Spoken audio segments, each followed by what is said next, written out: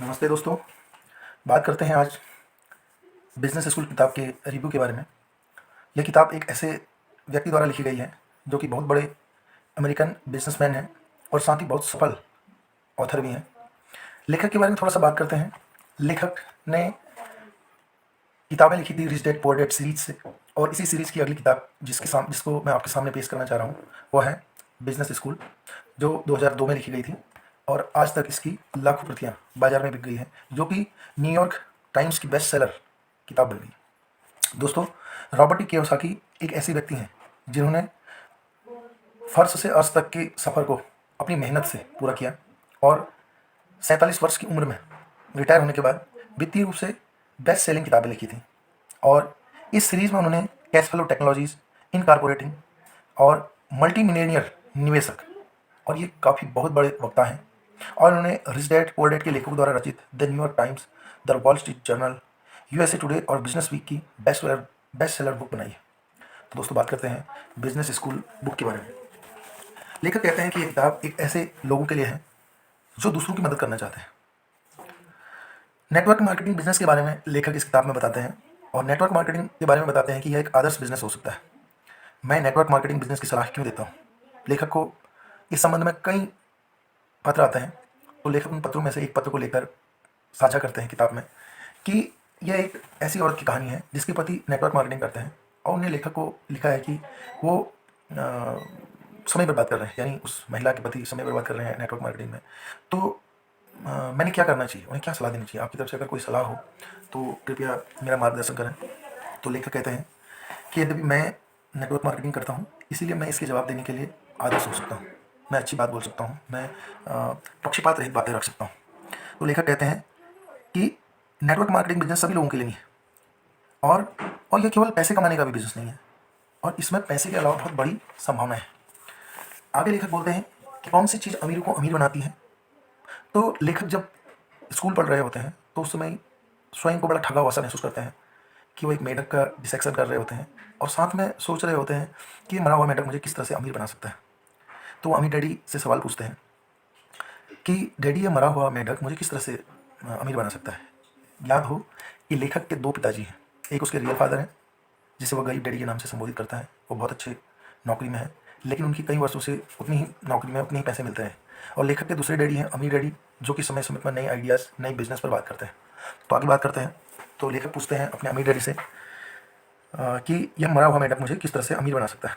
तो अमीर daddy answer देते हैं, अगर तुम अमीर बनना चाहते हो तो तुम्हें बिजनेस मालिक और निवेशक बनने की ज़रूरत है, और जो कि स्कूल तुम्हें कभी नहीं सिखाता है कि तुम्हें अमीर कैसे बना जा सकता है। साथ ही बताते हैं कि थॉमस एल्वा एडिसन के उदाहरण देते हैं। लोग उनके आविष्कारों के बारे में पूछते हैं, लेकिन वो केवल आविष्कारक ही नहीं थे, उन्होंने जनरल मोटर्स, जनरल इलेक्ट्रॉनिक्स और कई ऐसी बड़ी बड़ी कंपनियों की स्थापना करी थी। ये करोड़पति थे, सर्वश्रेष्ठ टेलीग्राफर ऑपरेटर थे, जिस कारण उन्होंने लाइन, खंभों, प्रशिक्षित व्यक्तियों व रिले स्टेशनों का सिस्टम बनाया था। इसमें लेखक कोट करते हैं कि दुनिया में सबसे अमीर लोग नेटवर्क बनाते हैं और बाकी सभी को काम की तलाश करने का प्रशिक्षण दिया जाता है। जॉन डी रॉकफेलर एक महान बिजनेसमैन थे जिन्होंने पेट्रोल पंप, जहाज़ों, पाइपलाइनों का नेटवर्क बनाया था।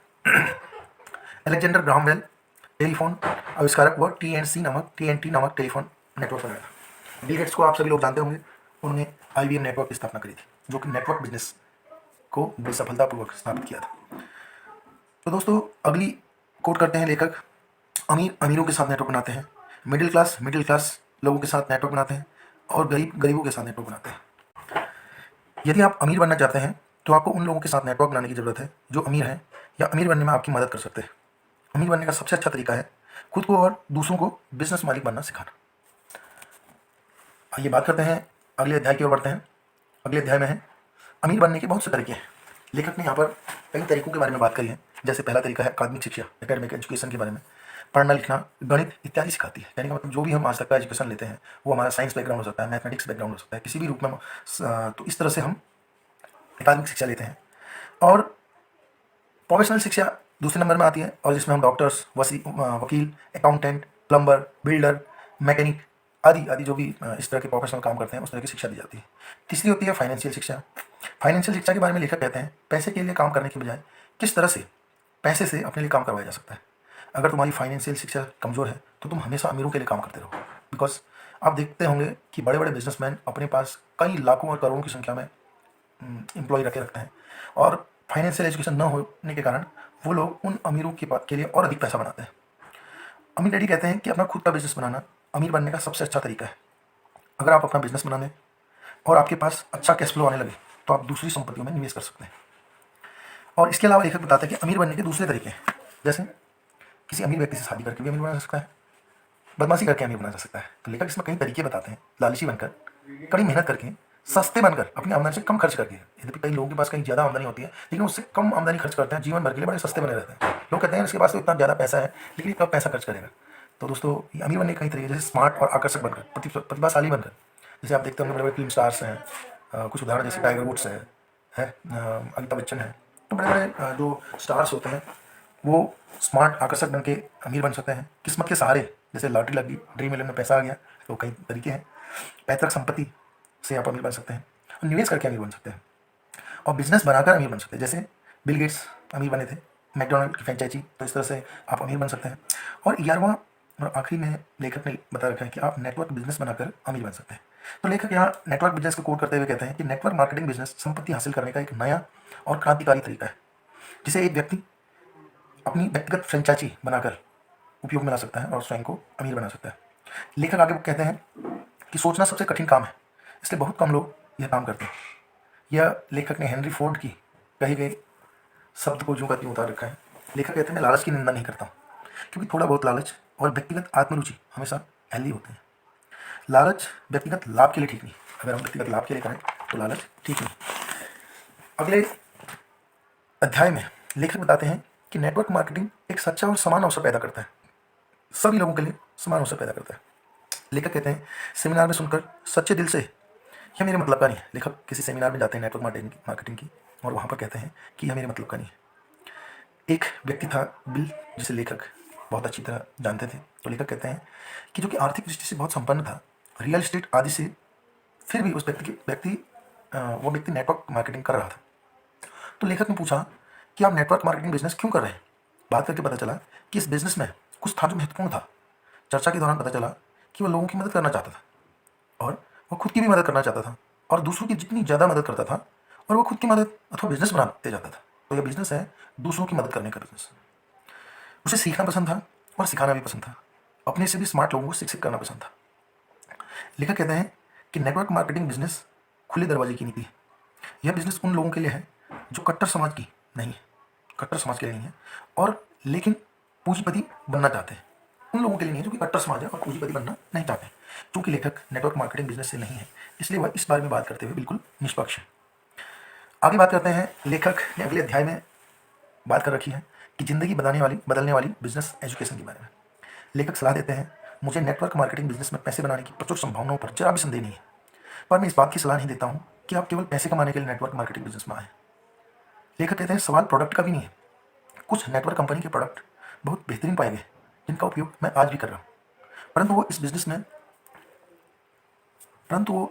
बिजनेस में सबसे महत्वपूर्ण पहलू नहीं है। लेखक कहते हैं कि प्रोडक्ट बहुत ज़्यादा महत्वपूर्ण है। लेखक आगे बताते हैं कि यह शिक्षा की योजना है, एजुकेशन की योजना है, या शैक्षणिक योजनाओं में हमें क्या देखना चाहिए। ट्रांसफॉर्मेशन एक प्रक्रिया है जिसे कायांतरण या रूपांतरण, मेटामॉर्फोसिस कहा जाता है। नेटवर्क सिस्टम अपने जीवन में क्रांतिकारी परिवर्तन ला सके। रियल लाइफ बिजनेस स्कूल है। लेखक अपने पारंपरिक फ्लाइट स्कूल, एमबीए आदि की पढ़ाई के बारे में बात करते हैं। किंडरगार्टन से अब तक वो के स्कूल में मुझे मजाक के सिवा कुछ नहीं लगा। वो जो परंपरागत स्कूली शिक्षा है उसके बारे में बोलते हैं कि मुझे आज तक की एजुकेशन केवल मजाक लगी। अमीर डैडी के स्कूल जाकर पता चला कि आप अपनी योग्यताओं से अमीर बनते हैं, सिद्धांतों से नहीं। एजुकेशन न होने पर धन और सफलता आपको दम्भी और मूर्ख बना देते हैं। अब थोड़ी सी गरीबी और विनम्रता के साथ आप फिर से विद्यार्थी बन सकते हैं। वो एजुकेशन के बारे में बताते हैं कि एजुकेशन ना होने पर आप किस तरह के व्यक्ति बन सकते हैं। इस सिस्टम में अपने साथी को टीम से न निकाल कर कहते हैं, आइए ज़्यादा प्रदर्शन के लिए मैं आपकी मदद करूँ। नेटवर्क मार्केटिंग में अप्लायंस या स्पॉन्सर या लीडर्स अपनी टीम के व्यक्ति को अपनी टीम से निकालते नहीं, असफल होने पर भी वो आपकी मदद करते हैं, और वो कहते हैं कि मैं आपकी मदद करता हूँ। आप सीखना चाहते हो तो मैं यहाँ आपको सिखाने के लिए तैयार हूँ, हम एक ही टीम है। एक ऐसी बिजनेस शिक्षा थी जिसे मैं पसंद करता था। वहाँ पर सिखाया जाता है कि सफलता का दृष्टिकोण कैसा होता है, लीडरशिप की योग्यता क्या होनी चाहिए, और बातचीत की कला सिखाई जाती है। लोगों से व्यवहार की योग्यता सिखाई जाती है। निजी शंकाओं, डरों, आत्मविश्वास की कमी पर विजय पाया जाता है। नकारे जाने के डर को जीता जाता है। धन के मैनेजमेंट की योग्यता सिखाई जाती है और निवेश की योग्यता सिखाई जाती है। अकाउंटेबिलिटी या जवाबदेही की योग्यता सिखाई जाती है। टाइम मैनेजमेंट करना, लक्ष्य निर्धारित करना, सफलता के लिए सही पोशाक पहनना। तो दोस्तों, आप जानते हैं कि हम लोग सफल तो होना चाहते हैं, लेकिन सफलता के लिए क्या क्या चीज़ें जरूरी होती हैं वो इस किताब में बताई गई है। अगर शैक्षणिक कार्यक्रम अच्छा है तो ये आपकी ज़िंदगी संवार सकता है, शायद हमेशा के लिए। आपने देखे होंगे कि चतुष्फलक पिरामिड्स जो होते हैं आज तक बचे हुए हैं, क्योंकि वो एक आदर्श रचना होती है किसी भी स्थायित्व के लिए। सदियों से बुद्धिजीवियों का विकास है और शाश्वत नियम भी है कि प्रकृति 4 की संख्या में काम करती है, जैसे 4 दिशाएं, 4 मौसम, 4 राशियां, भूमि, वायु, अग्नि, जल। इसी तरह इसमें भी 4 सच्ची शिक्षाएं दी जाती है। कहने का मतलब नेटवर्क मार्केटिंग में भी 4 तरह की अच्छी शिक्षाएं दी जाती हैं: मानसिक शिक्षा, भावनात्मक शिक्षा, शारीरिक शिक्षा और आध्यात्मिक शिक्षा। लेखक का कथन है, शिक्षा का अर्थ है बाहर निकलना। पारंपरिक शिक्षा के साथ लेखक की शिकायत थी कि यह डर पर, असफलता के डर पर आधारित थी। बिजनेस और निवेश की दुनिया में 2 भावनाओं से चलती है, लालच और डर। अधिकांश लोग अमीर नहीं बन पाते, इसका कारण लालच नहीं, डर होता है। अगर आपको अमीर बनना है तो आपको अपने डर को जीतने की और उड़ने की जरूरत है। गरीब डैडी सुरक्षा को महत्व देते थे, अमीर डैडी आर्थिक स्वतंत्रता को महत्व देते थे। तो दोस्तों, ये था अध्याय 4। आगे बढ़ते हैं अध्याय 5 की ओर कि लेखक क्या कहना चाहते हैं। लेखक बताते हैं कि इस बिजनेस में ऐसे दोस्त मिलते हैं जो आपको ऊपर उठाते हैं और कभी नीचे नहीं धकेलते। दोस्त क्या कहेंगे, यह चिंता मैंने कई बार सुनी है। यह बिजनेस सुरक्षा, आशा, जीवन पर नियंत्रण है। अपने बच्चों के साथ समय बिता सकते हैं। आपने कई लोगों को सुना होगा, काश मैं नौकरी छोड़ सकता, काश मैं ज़्यादा कमा सकता, इतना टैक्स, इतनी कड़ी मेहनत, आदि आदि। किस तरह जाने कि आप कौन से क्वाड्रेंट में। लेखक 4 प्रकार के क्वाड्रेंट के बारे में बात करते हैं। ESBI। ई मतलब एम्प्लॉयमेंट, बी मतलब एस मतलब सेल्फ एम्प्लॉयमेंट, बी मतलब बिजनेस, आई मतलब इन्वेस्टर। तो 4 क्वाड्रेंट में 2 क्वाड्रेंट ई और एस को वो एक तरफ रखते हैं, जिसमें 95% लोग दुनिया के काम करते हैं और केवल 10% उनके पास पैसा होता है। वो 10% पैसे के लिए काम कर रहे होते हैं। और जबकि बी बिजनेस और आई क्वाड्रेंट में 95 पैसा होता है और उसमें केवल 10% लोग काम कर रहे होते हैं। तो चौंकाने वाला उन्होंने ये डेटा पेश किया था। तो बात करते हैं आगे। आज की दुनिया में हम सबके लिए निवेशक बनना जरूरी है, और जो हमारे स्कूल सिस्टम्स नहीं सिखाते। Network marketing business B quadrant का बिजनेस है, बिजनेस क्वाड्रेंट का बिजनेस है। और इसका अगला कदम आई क्वाड्रेंट बिजनेस, जिसमें आप इन्वेस्टमेंट करना सीखते हैं। बड़े होकर आप क्या बनना चाहते हैं? अमीर बनना चाहते हैं तो अमीर डैडी की सलाह है कि आप बिजनेस मालिक और निवेश बनना सीखें। क्वाड्रेंट बदलने का अर्थ है जीवन मूल्यों और दोस्तों में बदलाव। तो दोस्तों, जिस तरह से हम बात कर रहे हैं कि क्वाड्रेंट, ई क्वाड्रेंट और एस क्वाड्रेंट से किस तरह से हम बी क्वाड्रेंट और आई क्वाड्रेंट में आ सकते हैं, इसके लिए कुछ मूलभूत चीज़ों में बदलाव करना पड़ेगा। एक क्वाड्रेंट से दूसरे क्वाड्रेंट में परिवर्तन मूलभूत जीवन मूल्यों का परिवर्तन है। यह फटाफट अमीर बनने की योजना नहीं। अगर आप गंभीर हैं तो ऑथर बताते हैं कि 5 वर्षों की योजना की सलाह देते हैं। उनका नंबर 1 कारण है, स्टारबक्स, मैकडोनल्ड, सोनी को अपने मिजाज को बदलने में कई साल लग गए। कहने का मतलब अपने बिजनेस को बदलने में, अपने बिजनेस को सफल करने में कई साल लग गए थे। सीखना एक शारीरिक प्रक्रिया है। शारीरिक ज्ञान मानसिक ज्ञान से देर में सीखी जाती है।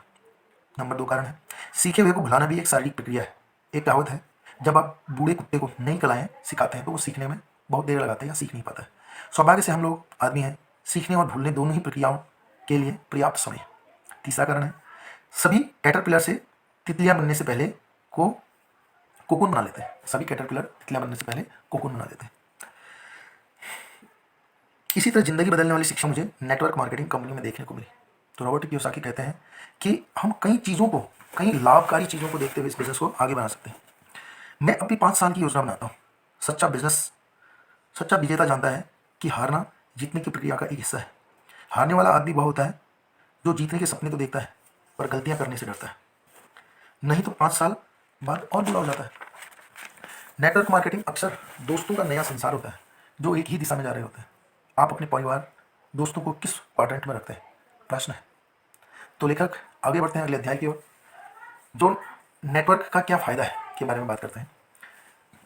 लेखक कहते हैं कि मेटकाफ का नियम है, मेटकाफ को ईथरनेट की रचना का श्रेय दिया जाता है और उन्होंने 3Com कॉप कंपनी की स्थापना की, जो इस तरह से किसी नेटवर्क का आर्थिक मूल्य बराबर प्रयोग करने वालों की संख्या का वर्ग, प्रयोग करने वालों की संख्या का स्क्वायर होता है, और यह घातांकों के हिसाब से बढ़ते रहते हैं।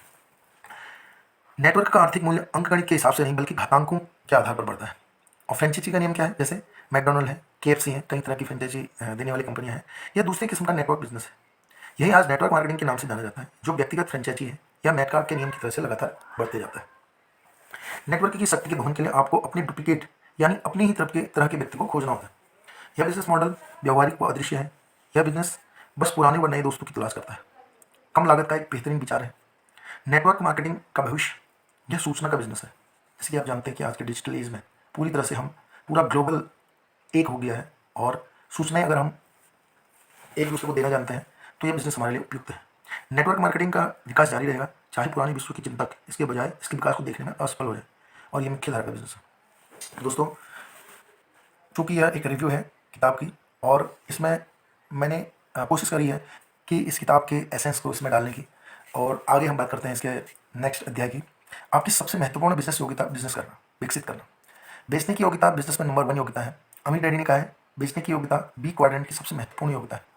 अगर आप बेच नहीं सकते तो बिजनेस मालिक बनने के बारे में सोचने का भी कष्ट मत उठाओ। अच्छे सेल्समैन सबसे अच्छे लीडर होते हैं। उन्हें लोगों की आत्माओं को संबोधित करने की शक्ति होती है। हम सब पैदाइशी सेल्समैन होते हैं। बच्चों को देखो, भूख लगे तो किस तरह से रिएक्ट करते हैं। आप उन्हें मना नहीं सकते हैं बिना खाना दिए। जब हम बड़े हो जाते हैं तो हमसे चीज़ मांगने के लिए बंद करने को कहा जाता है। इसीलिए हम बेचना बंद कर देते हैं और सीखना भी बंद कर देते हैं। तो हमें दोबारा सीखना होगा। जब हम जीवन में जो चाहते हैं, जो पाना चाहते हैं, उन्हें निश्चित रूप से ऐसा करना होगा। अगर हमने खुद को नहीं बदला तो हमारे जीवन की प्याली आधी रह जाएगी या खाली रह जाएगी। बिजनेस के 2 महत्वपूर्ण शब्द हैं, खरीदो और बेचो। अगर आप खरीदना चाहते हैं तो आपको सबसे पहले कुछ बेचना होगा। आप उतना ही खरीद सकते हैं जितना आप बेच सकते हैं। अमीर डैडी, गरीब लोग गरीब सिर्फ इसलिए होते हैं क्योंकि वो बेच नहीं सकते हैं। यही गरीब देशों के बारे में भी होता है। असली दुनिया में राजनेता, धार्मिक लीडर, सफल टीचर, महान सेल्समैन होते हैं। ज़्यादातर लोग बेचने से घबराते हैं। अपने डर को स्वीकार करने के बजाय सेल्समैनों के बारे में बुरी बातें करते हैं, जैसे मैं सेल्समैन नहीं हूँ, मैं एक शिक्षित प्रोफेशनल हूँ। अपने अंदर के विजेताओं को बाहर निकालना। अमीर डैडी अक्सर कहते हैं हम में से हर एक के भीतर एक अमीर विजेता वो एक गरीब, पराजित या हारा हुआ व्यक्ति होता है।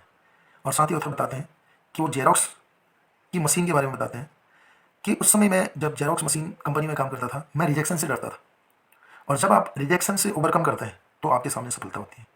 अमीर डैडी आगे बोलते हैं कि दुनिया में सबसे सफल लोग दुनिया के सबसे रिजेक्टेड लोग भी होते हैं। अमेरिका या भारत के प्रधानमंत्री जो 49 लोगों ने रिजेक्ट किया, वो आज हमारे देश को लीड कर रहे होते हैं, क्योंकि उन लोगों ने को भी 49% लोगों ने रिजेक्ट किया होता है। जीवन में सफल होना चाहते हो तो अधिक से अधिक रिजेक्ट होने का खतरा उठाना चाहिए। रिजेक्शन और सुधार इक्वल टू शिक्षा और प्रगति। जब रिजेक्शन होगा और सुधार होगा तब एजुकेशन से उसकी प्रगति हो सकती है, और रिजेक्शन शिक्षा की शुरुआत है। जब आपको रिजेक्शन मिलते हैं तो आप एजुकेशन लेना चाहते हैं कि मुझसे कहाँ पर कमी रह गई है। मैं रिजेक्ट होने का जितना ज़्यादा जोखिम उठाऊंगा, स्वीकार किए जाने के अवसर उतने ही बेहतर होते जाएंगे। मैं हर दिन कॉल कर रहा था ज़्यादा रिजेक्शन बढ़ाने के लिए, और अधिक रिजेक्शन अधिक सुधार। 98% रिजेक्शन लेने की कोशिश कीजिए, जिससे आप अपनी लाइफ में सफल हो सकते हैं। अगर आप जीवन में अधिक सफलता चाहते हैं तो किसी भी नेटवर्क कंपनी में हो जाए और रिजेक्शन के अपने डर को जीतना सीख लें। शिक्षा बनाम सेलिंग। नेटवर्क मार्केटिंग में न सिर्फ आपको बेचना सीखना है, बल्कि यह भी बेचना सीखना है कि दूसरों को बेचना कैसे सिखाया जाए। सेल्स मैनेजर बेचते नहीं हैं, वो सिखाते हैं। आगे बात करते हैं लेखक अगले अध्याय की ओर, लीडरशिप के बारे में। लीडर्स वह काम करते हैं जिन्हें करने से अधिकांश लोग डरते हैं। महान लीडर्स चीखते चिल्लाने वाले कठोर व्यक्ति नहीं होते। वो एक शांत, साहसी, और जब भी वो बोलते हैं तो वो हमारी आत्माओं को संबोधित करते हैं। लीडरशिप योग्यताएं वैकल्पिक नहीं होती हैं। अमीर डैडी कहते हैं हर क्वाड्रेंट में लीडर्स होते हैं, परंतु बी क्वाड्रेंट में पैसा सर्वश्रेष्ठ लीडर और सर्वश्रेष्ठ मैनेजर टीम के पास आता है। लेखक के 2 डैडी हैं, एक अमीर डैडी और एक गरीब डैडी, जो कि अपने अपने क्वाड्रेंट के सर्वश्रेष्ठ लीडर हैं। मैनेजर लीडर नहीं होते। नेटवर्क मार्केटिंग में आपको लीडरशिप की ट्रेनिंग मिलती है। बिजनेस के विकास में लीडरशिप की योग्यताएं अनिवार्य है।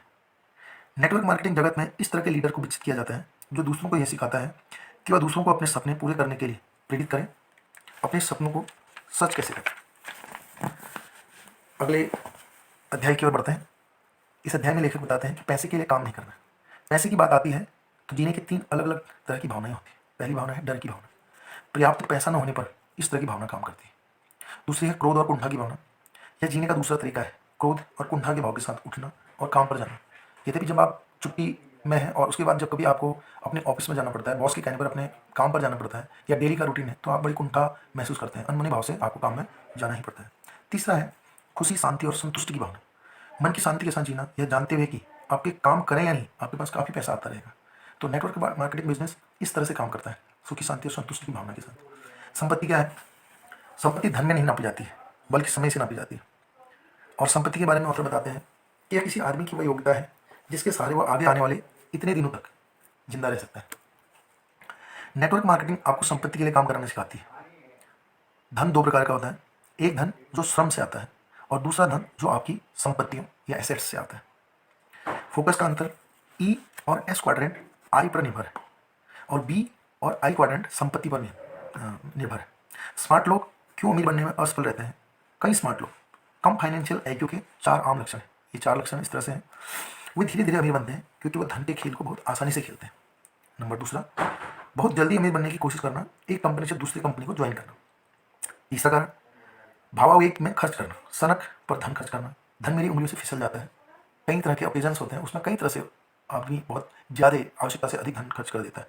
किसी मूल्यवान वस्तु का स्वामी बन पाने की अयोग्यता। आगे लेखक बताते हैं भावनात्मक बुद्धि फाइनेंशियल बुद्धि के लिए अनिवार्य होती है और भावनात्मक IQ फाइनेंशियल IQ से ऊंचा होना चाहिए। अगर आप भावनात्मक रूप से अनियंत्रित हैं तो फाइनेंशियल चुनौतियों को सुलझाने के लिए आपके अवसर कम हो जाते हैं। अमेरिका के प्रसिद्ध बिजनेसमैन वॉरेन बफे का कहना है कि जो व्यक्ति अपनी भावनाओं पर नियंत्रण नहीं कर सकता है वो अपने धन पर नियंत्रण नहीं रख सकता है।